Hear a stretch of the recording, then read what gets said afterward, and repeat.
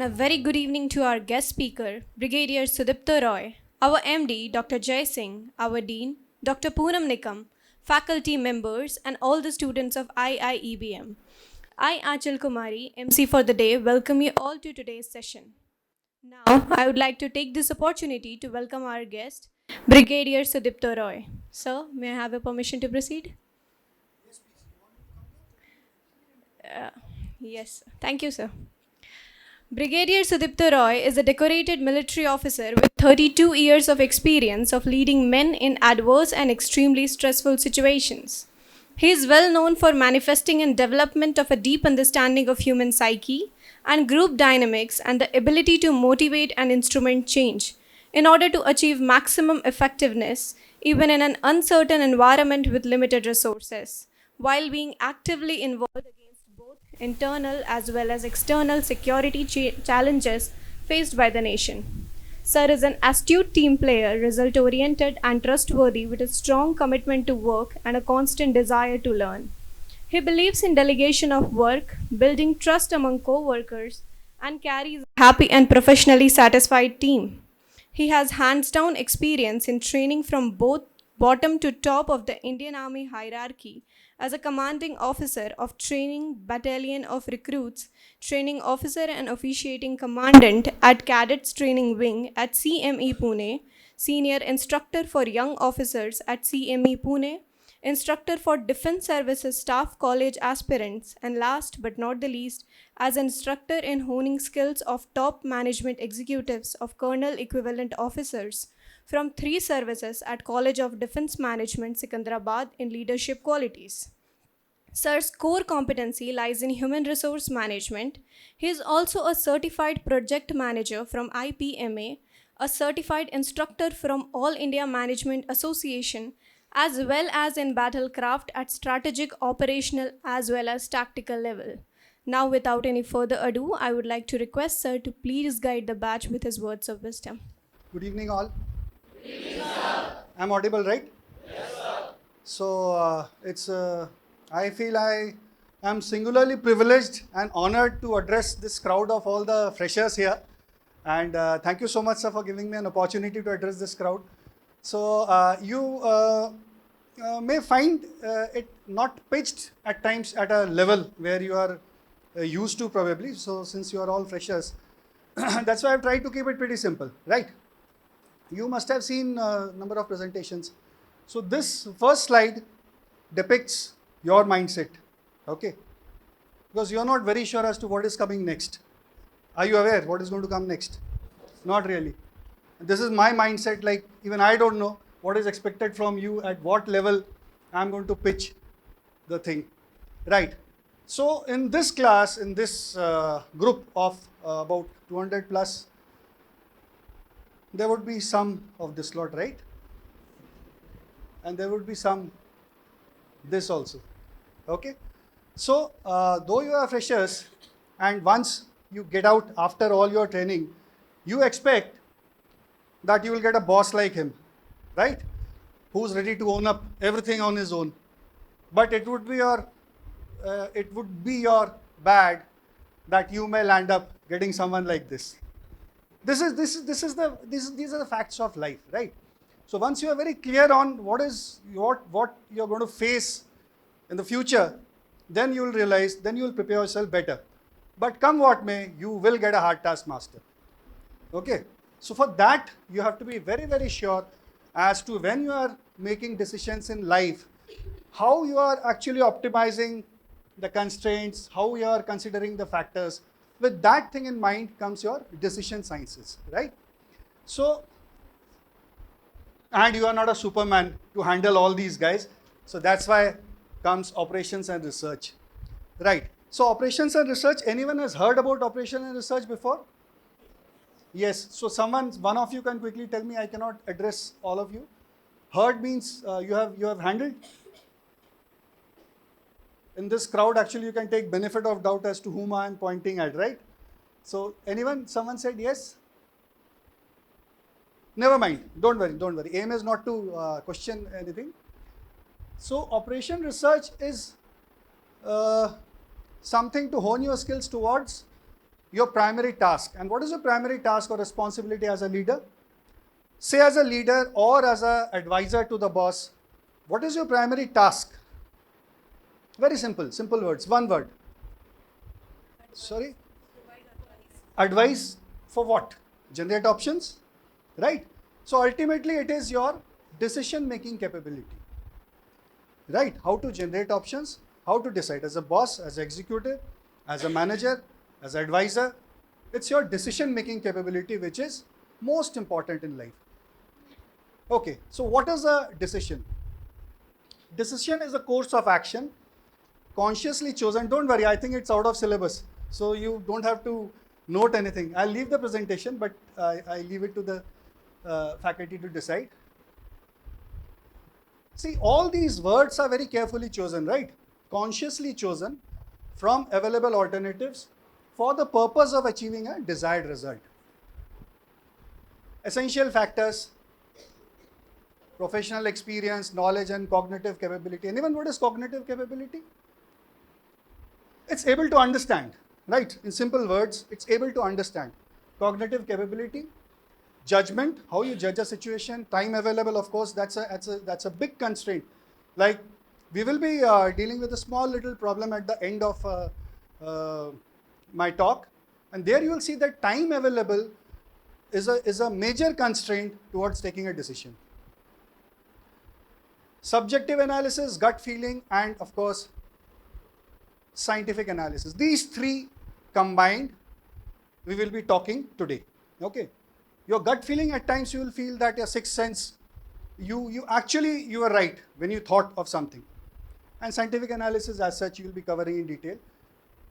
So use of scientific methods, tools and techniques brings in increased objectivity in decision making.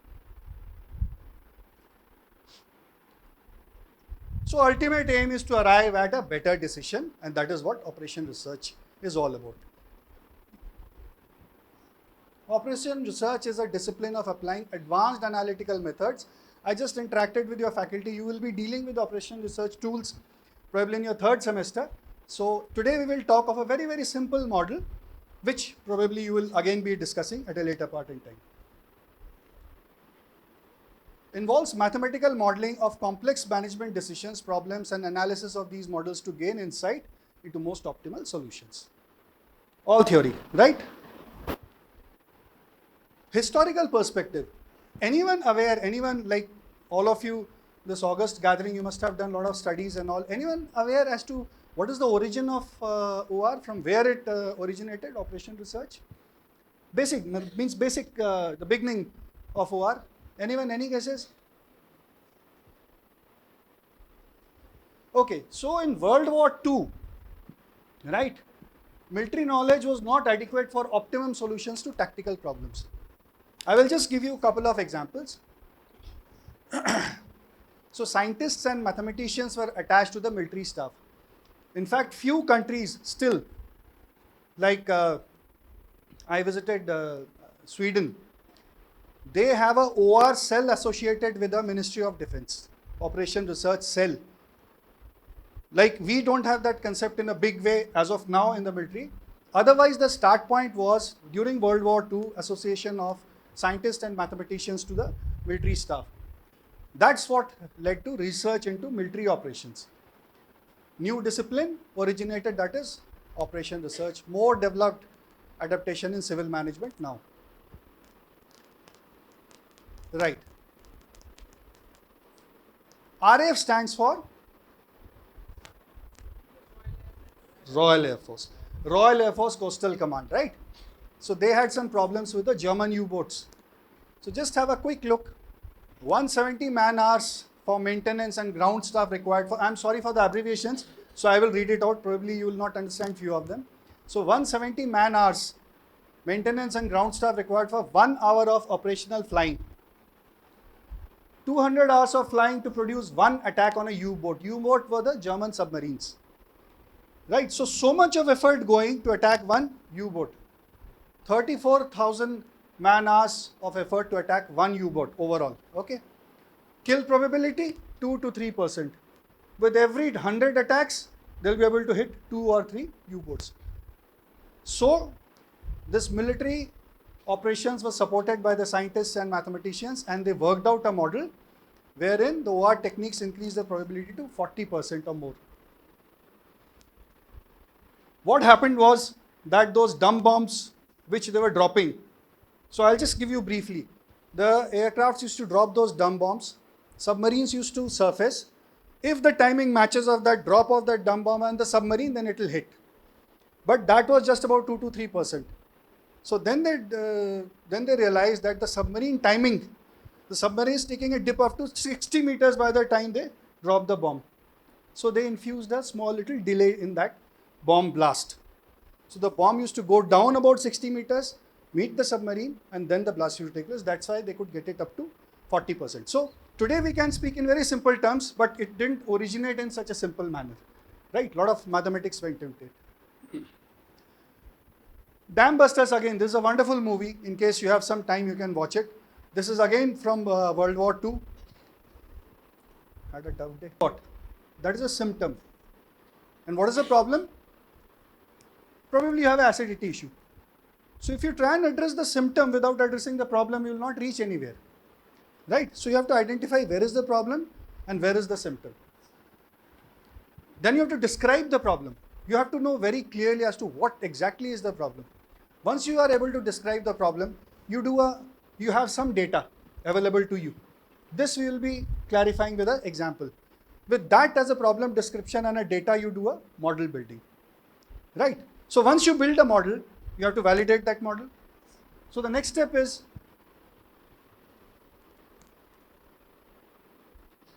solve the model and validation of the model. So then it goes back. If your model is not validated, it is not functional, then you go back to your model building. Made an amendment. This loop continues. This continues, right? Till the time you get an effective model for validation. And once that is done, you implement the solution and try and. So this is the loop of methodology of decision making and model building. This is a basic loop. Ma'am, I hope I'm not going grossly wrong or out of the topic, right? So models have, so what do you expect in a model? A simplified version or representation of a reality is a model. Okay, a reality is a bit abstract. How to quantify that is a model. So that model will have complexity and tractability. What is tractability? Tractability is something which is understood easily. So a model should be so much so in detail that it covers adequate as part of the complexity, and it should be easily understandable. These are certain application areas. I will not emphasize much on this. It can be so many of examples. Logistics, placements. These, most of it, I checked up with your faculty. You will be covering it in all in details, the relevant portion in your third sem. So what are the OR tools and techniques? The situations, they vary. Certain situations are very certain. You know exactly with certainty that this is the problem, right? Certain situations are total uncertainty exists. You're not very clear. There's a fog, and there is something in between. So based on these three situations, there are different models or quantitative techniques are used for aid in decision making. So what all are the quantitative techniques part of certainty? Are the linear programming, goal programming, transportation model, transshipment, TSM networks, and MCDM. MCDM is multi-criteria decision making. Few of them you'll be covering at a later part, not during this talk. As far as the risk situation is concerned, decision theory, decision matrix, simulation you will be covering, but I believe rest of the things we are not covering as part of your syllabi here. And total uncertainty is decision rule, game theory you are covering, right?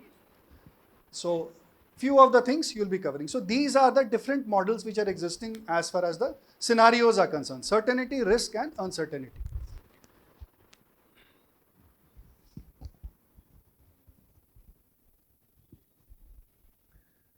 So we saw that linear programming is the first part of certainty. So we'll talk of only linear programming, a very basic solution, and a small little model on Excel. How many of you have handled Excel before? Most of you must have in some form or other, right? Okay, may not be in very advanced manner, but some form or other. And what do you understand by linear programming? Ax plus by is equal to cz, something like that. Okay, no quadratic, not even power of 2, not even power of 3. So once there is two variables, say ax plus by, it is simple. Okay, it's easily handled. You can manually do it. Okay, so let's see if given a situation and given a time constraint, which I said earlier, less time, quick decision, that is where things go wrong, and that is where the OR techniques come into play. Allocating scarce resources to competing alternatives. Like you have demand of, say, there are 3 industries, they want about 1,000 recruits, 300, 300, 400, but you are able to produce only 400. So how do you distribute? So that is scarce resource. You have 400 recruits to be employed in the industry, and they need 1,000, 300, 300, 400. How do you take a call that which industry will get how many number of recruits? That is where our optimization comes up. So what all are the constraints? What is the environment? What is the situation? How is the industry performing? So otherwise, how do you take a call? How do you distribute? It is not that, okay, 100, 100, 200. It cannot be done like that. There has to be a method in that madness, right? Some constraint optimization. Okay. So, ma'am, actually, I carried about 330 leaflets. So we can give it to them because I was not expecting more than 200.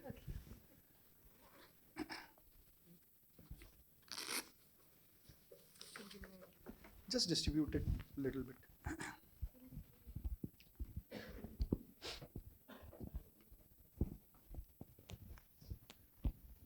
So far, so good.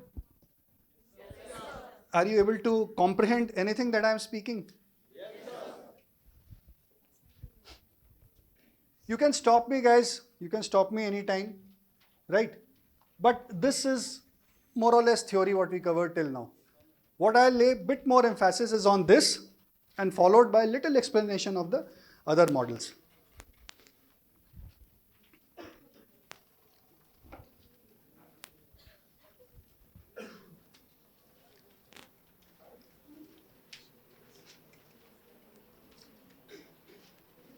Abbreviations, you may get confused, right? So not to worry.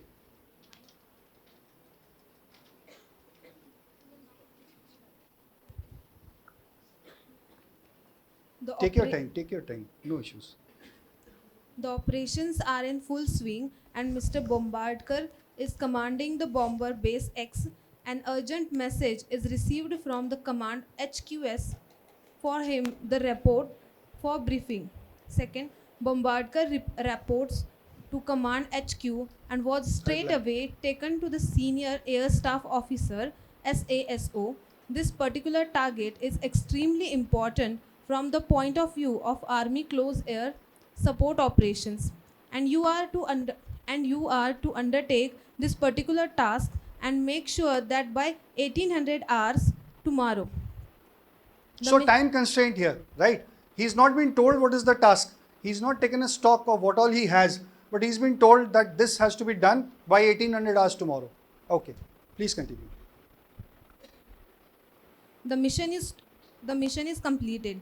You have different types of bomber aircraft at your base, and in view of the importance of the target, I would like you to saturate the target area with bombs so that no hindrance is experienced in the achievement of our larger objective. I would like you to personally inform me as soon as the mission is completed.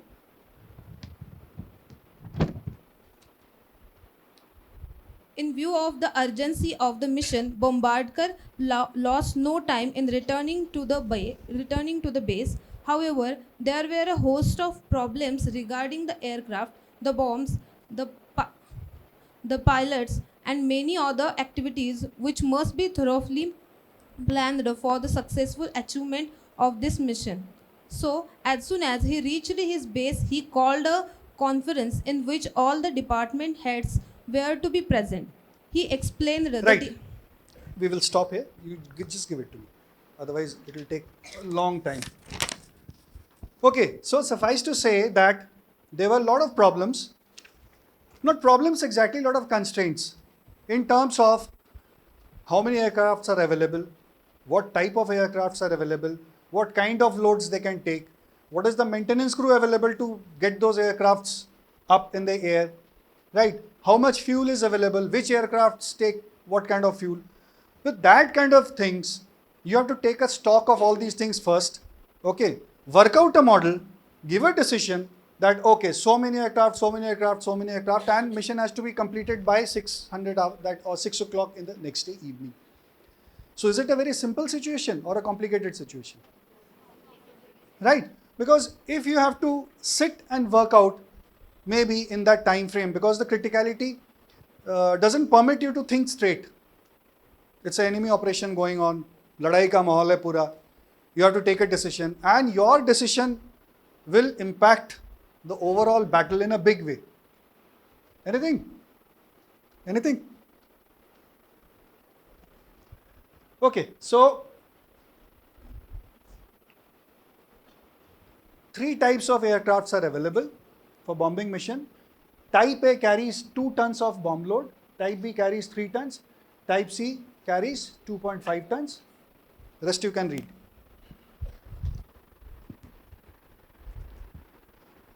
So though totally we have how many aircrafts? 26, 26, 52, 67.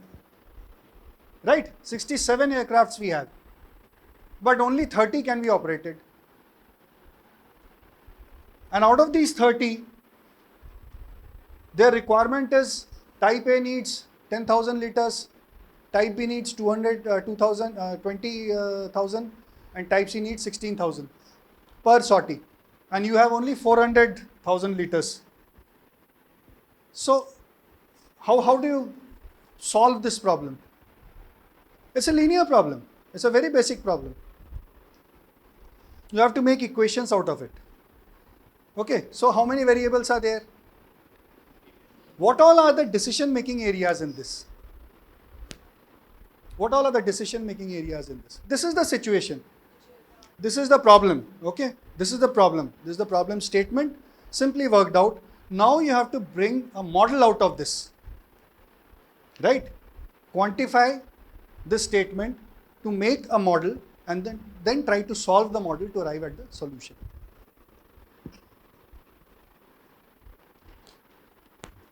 So what is the problem statement? How many bombers of type A, B and C are required to be sent for the mission? Clear? This is the problem statement, that how many types of which aircraft will go. And that depends on availability of fuel.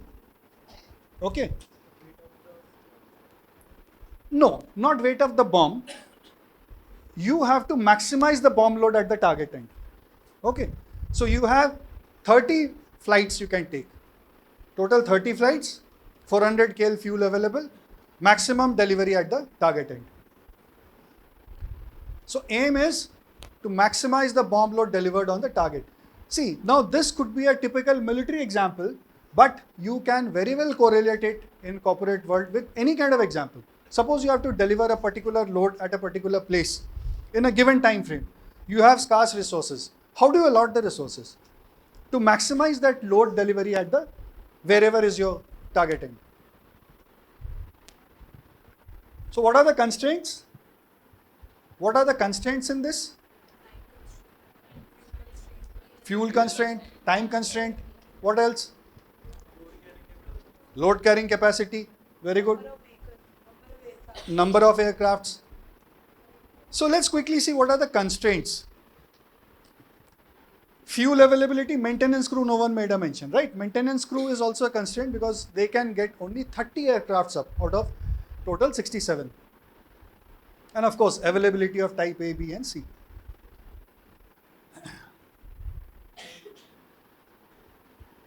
So these would be the variables. Ultimately, you have to work out what? How many type A, how many type B, how many type C to go for the mission. Okay, because we know A carries 2, B carries 3 and C carries 2.5. And you have to maximize. How do you just give it a thought in next 30 seconds. How can you visualize how to maximize the bomb load by just knowing the number of aircrafts? You may say, okay sir, I'll send all B types because that carries maximum 3 ton. But then there is a constraint of fuel. You will not get 30 sorties. So you have to work out at an optimum combination of A, B and C with a given constraint to deliver maximum bomb load at the target. And that is what is operations research. Well, sitting here, you can keep doing something. You will arrive at a solution. But this combination is a very, very basic combination. The moment these variables go up from 3 to say 10, if it is a matrix of 10 by 10, you understand matrix? Yes, this is a matrix of just about 3 by 4 or 3 by 3. Easy to solve. The moment it goes to a matrix of 10 by 10, which we have in other examples, then you will give up before giving it a try. Okay.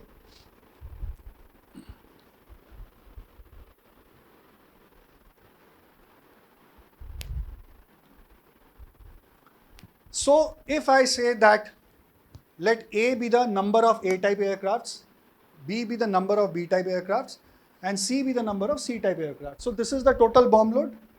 Okay, so this is the first your basic equation for bomb loads.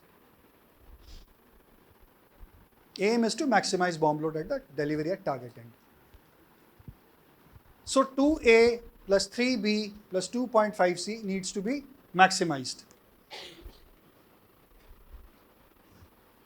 Please stop me in case you are not able to understand.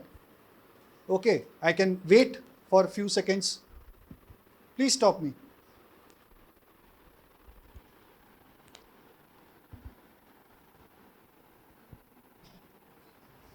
So far so good? Okay, now we will go ahead with the, see, this has to be less than equal to 400. This has to be less than equal to 400. Okay, it cannot go beyond. A plus B plus C cannot go beyond 30. It has to be less than equal to 30. Now A has to be less than equal to 26. These are the number of aircrafts available. Right. With this as the constraint and this as the problem formulation, can I just go on to the Excel? Yes. Or it's a different manner? Because they should not get confused at later part in time. Right. So this is how you feed the data. Now this is how the Excel sheet will look. Objective function you saw, 2A plus 3B plus 2.5C. So here we want a figure which has to be maximized. Okay. And here we want the figure of how many aircrafts. And then we will get what exactly are the, how are we getting the fuel constraint. So this is the format wherein you will feed data. Now we have not fed any formulas in this. There is one formula fed, I'll just delete it and then I'll proceed. Any of you have heard about sum product in Excel? You are aware, sum product? Right.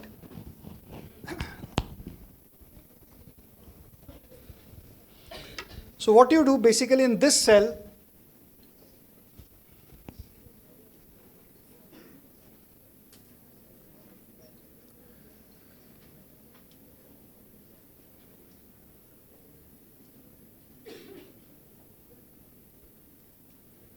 this is the comma, right? Yes, sir.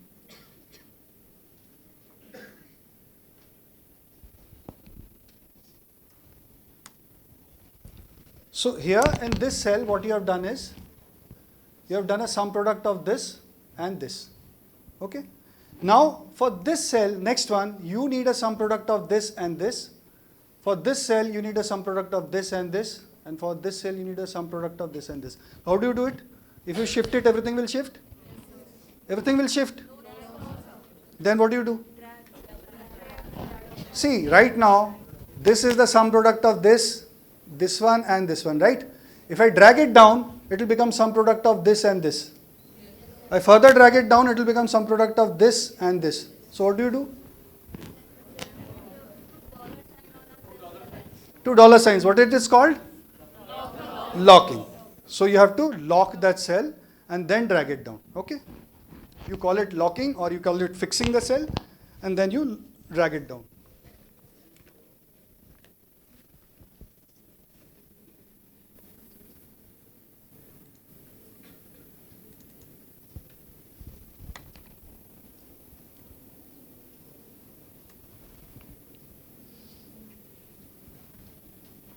Okay, it will come with function. Huh? Yes, F4 is for that. इसको back, इसको just remove this. No, F4 से होगा. एक minute.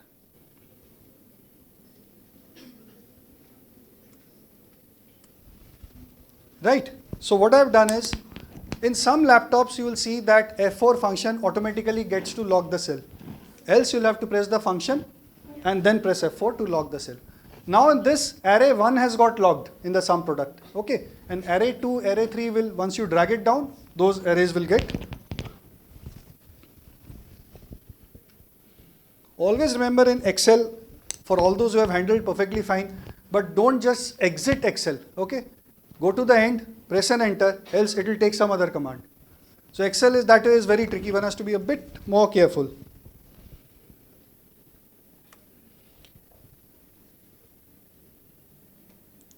Now this I will drag down. So all are zeros. How do I read as to which cells are being multiplied in this? Right? Go here and click. And it will highlight the cells whose sum product is here. Okay? So far so good, right? For fixing the data, putting the things in place. Now this is what Bombardkar and his team is doing because he's got time till next day, 6 o'clock in the evening, and he has to work out the loads because the maintenance crew, as you would have seen while you all have been flying, the maintenance crew takes a lot of time. So they have to be given that particular time that, okay, so many aircrafts type A, so many aircrafts type B, so many type C have to be maintained and they need to fly.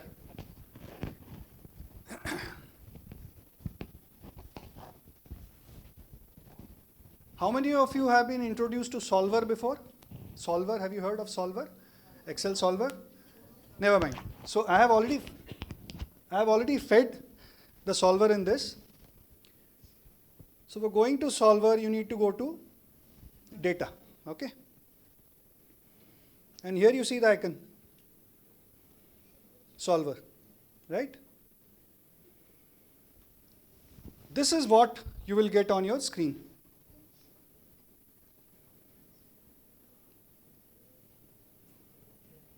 Set objective. Which cell we want? This one.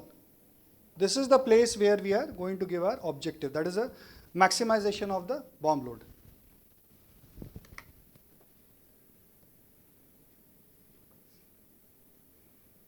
So is it I8? It is I8. Okay. What are we going to do? We have to maximize. Right? In this case, we need to maximize. So you have to maximize the cell.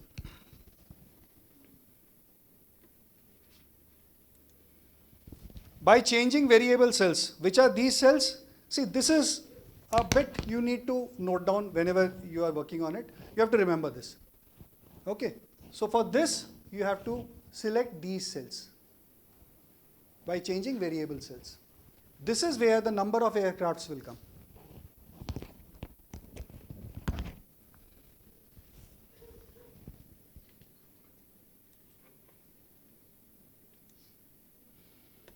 Okay, subject to constraints. So which all were the constraints? These were the constraints, right? The constraints which are given below.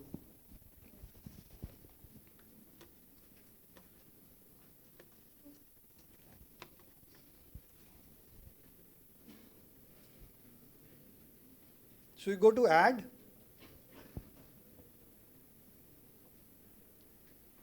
And since all signs are less than equal to, the initial screen will show less than equal to.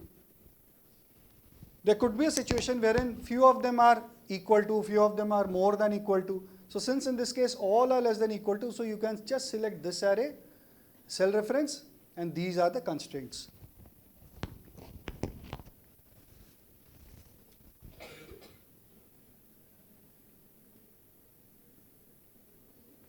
right? So those array has got selected.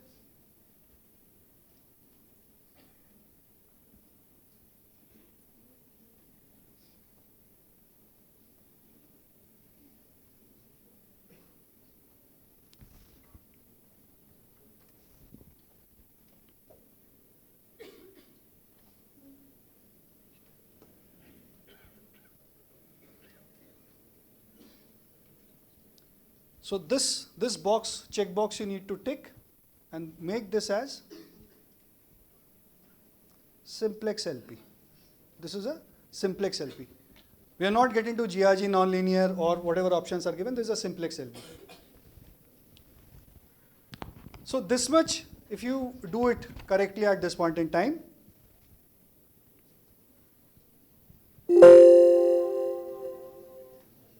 so let's see if it has solved it or not. Good, so it has solved it. You can just press the OK.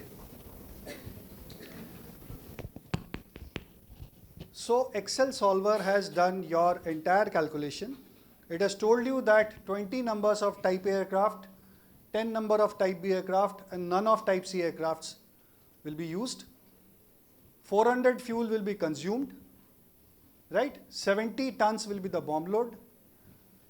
30 aircrafts will be utilized. That means maintenance crew are totally utilized. What you need to notice here is that out of 26 type A, you are still left with 6 to be used. So wherever your available resources have been fully utilized, you call it a binding constraint. Right? Wherever the available resources are not fully utilized, like the aircrafts, they are non-binding. So they can be utilized for some other mission. If something comes up, now you know you don't have fuel, you don't have maintenance crew, but you have aircrafts available. How it helps for taking decision? That if you need to bid for something else, you now know you don't need to bid for additional aircraft. Say it was vehicles. Okay, you have to transport some load somewhere. You know what to bid for in case some additional task comes up.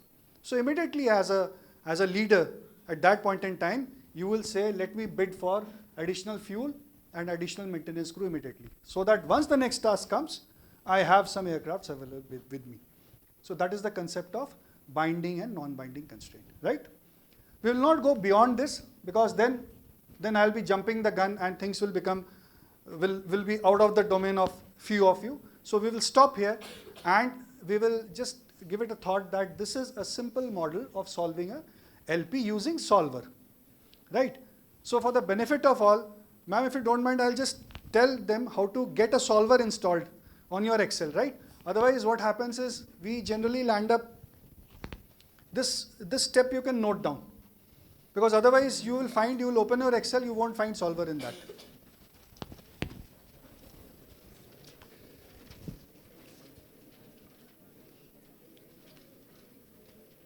Though I have already installed in this, but I'll just show you the steps.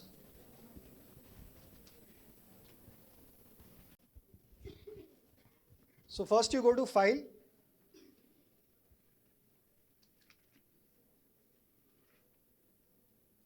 On the left taskbar, at times that option comes. Okay. Now the option is not there. You go to More. In More, you see Account, Feedback, and Options. Okay, so press Options. Now you see on the left bar, there is a Add-ins. You see the add-ins? Yes, sir. Press on add-ins. Now come down here, you see Excel add-ins. Okay? You say go. Here you see Analysis Tool Pack, Euro Currency Tools, and Solver add-in. So check box and do OK. You will get Solver in your Excel. I had done it before, that's why it's showing already checked. And once you have to use the solver, you have to go to Data, and you will see the solver here. That's how you get on to solver, and then you feed the data cell references, and then you get on to your problem solving. So something, just imagine, this thing we could have done with say 10 by 10 matrix. Now this is a matrix of 3 by say 1, 2, 3, 4, 5, 6, 3 by 6. Okay. Suppose it's a matrix of 10 by 12, 10 by 20. You will immediately switch off. But the solver will solve it in the similar time frame. You just have to correctly put in the steps. Okay. So what is the learning out of this? What is the learning out of this? Why get into the back-end complicated algorithm to understand when the computer is there to solve it? Right? Don't try to understand how it is solving it. You must know what you have to do. Feed the data, check the boxes, press the correct buttons, and you will get the solution. Right? So this is all about simplex LP by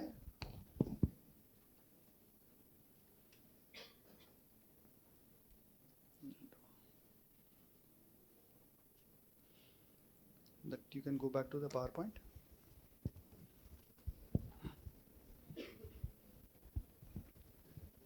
Right, so this we saw that Mr. Bombardkar could solve it with his staff who are adequately trained in Excel and solvers and all that. And let me tell you guys, this is the very, very basic start. There's so many options an Excel can generate. I didn't know when I was your age, but Excel can do wonders and you will be learning all of that. So my sincere request is when you learn Excel, please make good notes and don't forget it rest of your life. It's a lifesaver in the corporate world. Excel is doing so many things.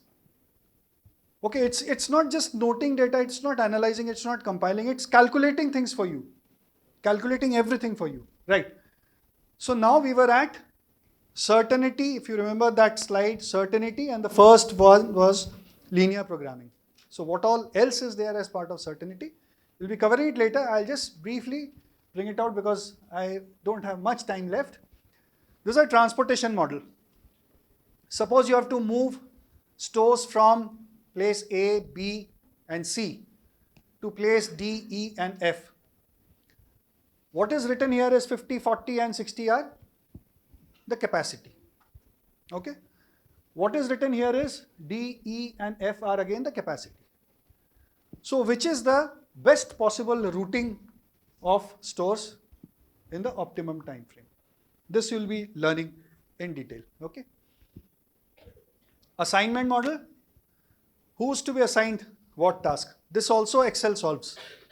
Otherwise, you say that there are 10 countries for UN mission and there are 10 candidates. How will you decide who will go for which UN mission? So you need to quantify. Few constraints you will quantify and then Excel will give you exactly that who is most suitable for which UN mission. Networks in this, we have 3-4 models. Maxi flow, shortest route, minimum spanning tree, traveling salesman. Out of this, probably, ma'am, we are doing maxi flow, you're doing in networks? No, you're not doing. So I'll just quickly explain. Maxi flow is, suppose you have from place A to place B, you have to go. You have to move stores. There are various options. Which is the best route from where if you take, the maximum number of load can be moved in the given time frame. That is maxi flow. Shortest route, it is understandable that there are many routes available to reach from place A to place B, which is the shortest route. And let me tell you, it is not that simple as it sounds. Shortest route is not that from here to MG Road, you go via university and it is the shortest route. Not that. Because every route has a constraint. Every route, like I was telling ma'am, when I came here, my routing, my Google map showed that I have to take a U-turn. I could not take the U-turn because it is blocked, that police guy is standing there. So my calculation would have gone wrong. So your constraint will include in the shortest route that this road is both way, this road is single way. So that's how Excel will calculate and tell you. Minimum spanning tree I'll not cover here. Otherwise, it is again a decision tree and suppose, okay. Suppose I have say 10 nodes, okay? And I have to have a telephone line laid to connect all the 10 nodes. They are all at different, let me see.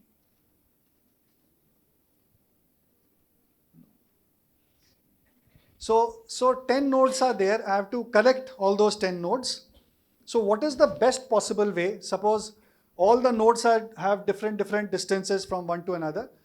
Which is the best possible combination wherein I will be using the least amount of wiring and telephone equipment to connect all the nodes. That is a minimum spanning tree, wherein I connect all the nodes, but how do I connect from one node to another? That all nodes are connected, but my resource utilization is minimum. So that is the scarce sources being optimally utilized. This you don't have to bother right now.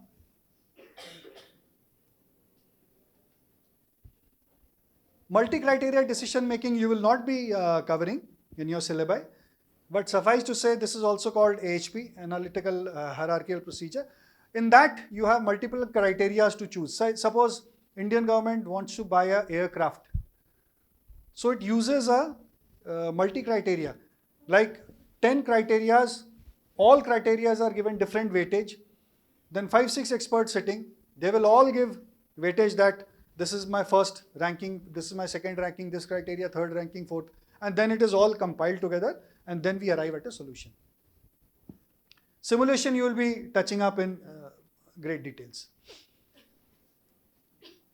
Basically it is repetitive model wherein physically you don't have to go on ground to test that which gun is a better gun. Say once you do hundreds and thousands and lakhs of simulation, you will automatically arrive at a solution that this gun is a better gun or this equipment is a better equipment. Queuing theory you will not be learning, but this is very applicable, and it happens to us, and it must have happened with almost all of us sometime or other. Now just click on that. No, click on that. Yeah. Reduce the volume, please.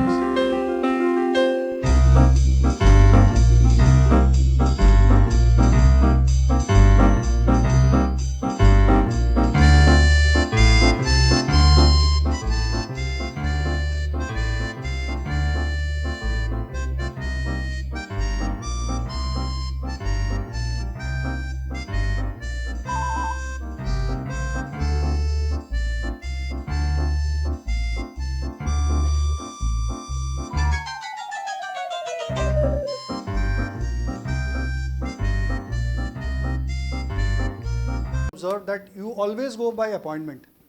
That is to stagger. That is to make sure that you don't get queued up, because queuing is a very random phenomenon. Like it's a traffic on a traffic signal. Though we know that between 6:30 and 7:30 is the office time, so there will be large crowd, but you cannot predict.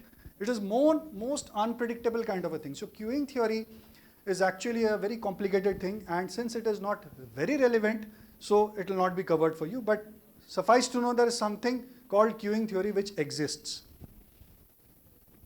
Game theory you will be covering it in detail, I am told. So game theory is reading the mindset. Again, I don't have a video right now. Now, ma'am, are we covering this example? You must be covering some other example, right?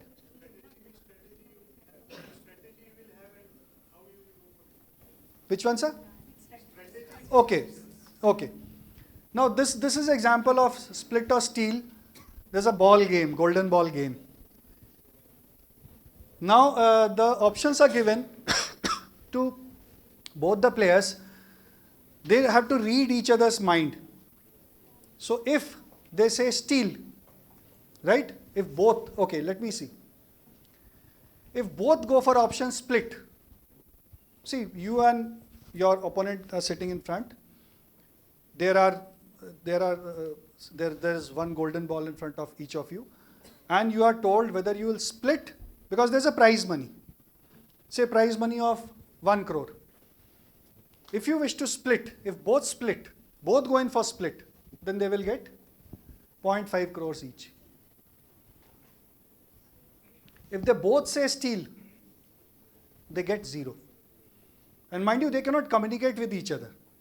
They have to just read the mindset. If she says split and he says steal, he gets 1 and she gets a 0.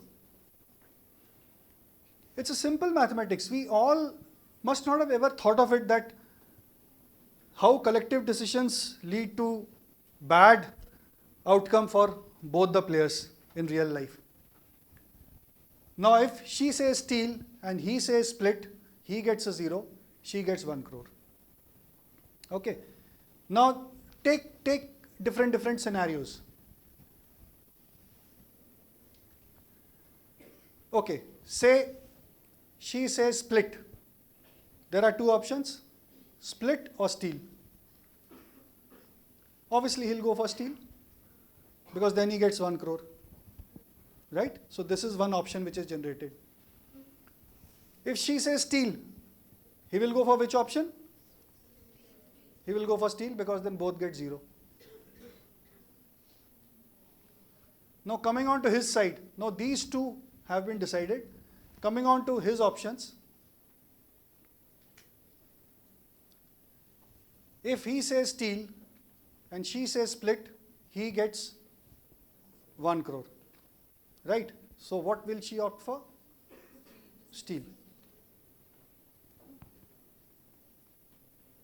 Going by the second one,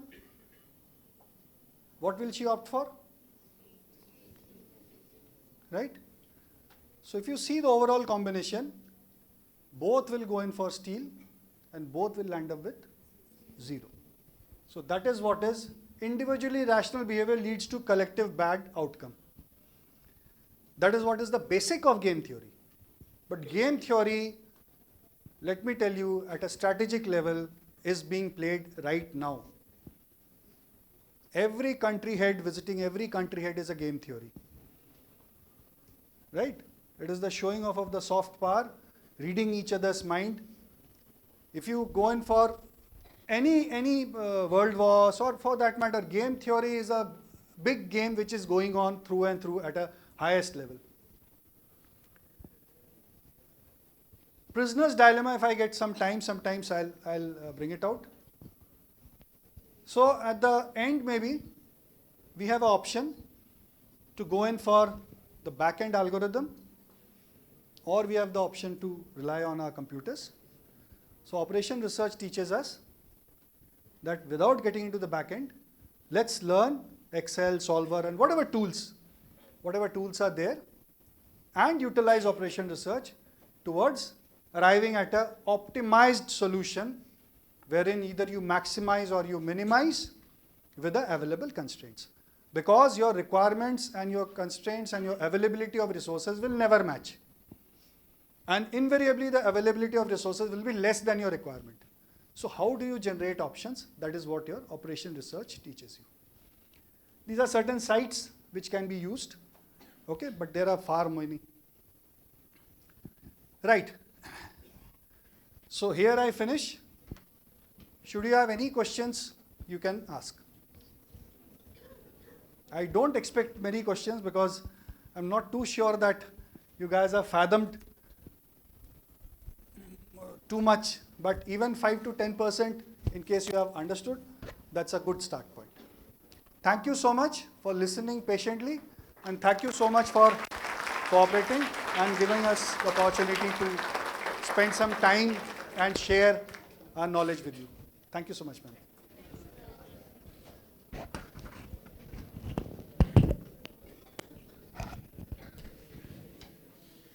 We extend our sincerest gratitude to you, sir, for conducting this remarkable operational as well as enriching session. It is certain that the students have gained abundance of knowledge from it. Sir, thank you once again for your invaluable insights, and we look forward for your visit to our campus again.